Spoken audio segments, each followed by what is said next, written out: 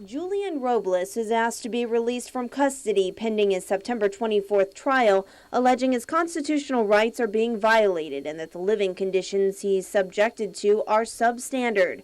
Robles is charged with selling millions of dollars worth of crystal meth brought in from California over the last several years. Last year, a series of search warrants resulted in the seizure of close to $2 million worth of the drug ice. Robles pleaded not guilty and alleges there are inadequate conditions at the Hagatna Detention Facility, where he and other federal detainees are currently held. Defense attorney Howard Trapp today asked his client to detail many of his concerns. Robles testified that in the Echo unit there were many times the 12 to 14 detainees wouldn't have toilet tissue for days.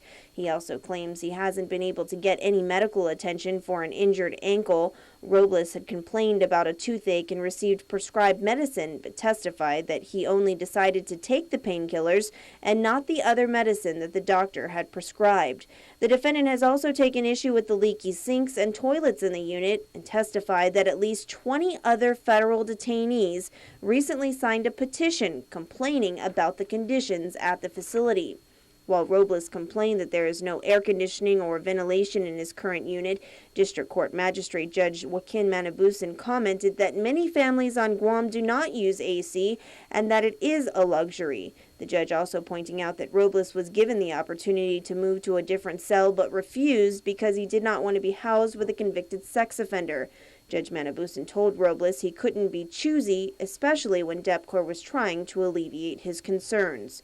But Judge Manabusan also questioned what specific conditions Robles had raised that were actually affecting him personally. Robles told the judge, quote, "I will survive. I'm not asking to stay in the Hilton." The judge granted the defense's request to make a visit at the facility with U.S. Marshals this week to see the conditions for himself.